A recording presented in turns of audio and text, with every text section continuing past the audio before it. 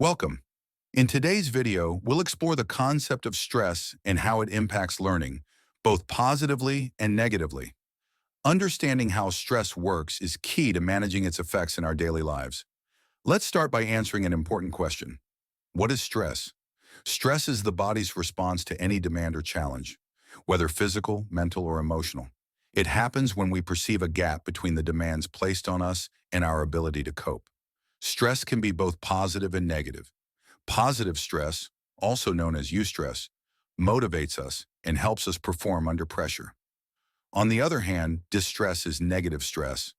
When stress becomes overwhelming and harmful, it can affect our health and general well-being. Stress is a normal reaction to everyday pressures, but can become unhealthy when it upsets your day-to-day function. It can have an effect on all systems of the body, including the musculoskeletal system, which includes bones, muscles, and tendons that support movement. The respiratory system, your lungs and airways that facilitate oxygen intake and remove carbon dioxide. The cardiovascular system, your heart and blood vessels that transport oxygen and nutrients. And the nervous system, which includes the brain, spinal cord, and nerves and controls our body's functions. Now that we know what stress is, let's talk about its impact on learning. Stress can have a significant cognitive impact. Prolonged stress damages areas of the brain involved in memory, like the hippocampus, making it harder to retain or recall information. Stress reduces attention and focus by overwhelming the brain, making it harder to concentrate and process information. This shifts the brain's decision-making from logical thinking to more impulsive, emotion-driven choices. Because of all this, stress impairs the brain's ability to process and retain new information, disrupting learning and making it difficult to adapt to new concepts. Stress doesn't only affect the mind, it takes a physical toll on the body. Some common physical effects include fatigue from the constant state of alertness, headaches from muscle tension in the neck and scalp, digestive issues like stomach aches or IBS, and muscle tension, particularly in the neck, shoulders, and back. Stress also impacts our emotions. It can lead to anxiety, where we feel constant worry or fear, frustration and irritability, making it hard to regulate emotions, mood swings, and, in severe cases, depression.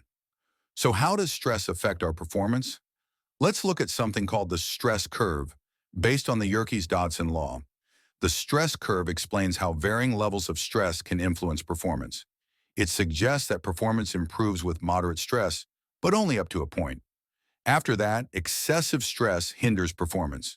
At the start of the curve, optimal stress, or eustress, can actually help us focus, stay motivated, and perform better. It's the type of stress that enhances learning and productivity. But once stress levels rise too much, we enter overload or distress. This level of stress can overwhelm us, leading to burnout, poor decision-making, anxiety, and learning impairment. Here we can see the stress curve represented as an upside-down U.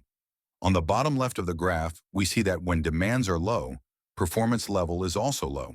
As demands increase, motivation grows, and performance levels increase. At the peak of the curve, productivity grows because there is a feeling of fulfillment from meeting the challenges. However, as demand increases, one feels stressed and anxious by too many demands, leading exhaustion and burnout and severely decreasing performance levels. The key takeaway here is balance. There is an optimal level of stress that can boost performance, but beyond that, stress becomes harmful. Understanding stress and its impact on learning helps us recognize when it's time to manage it effectively.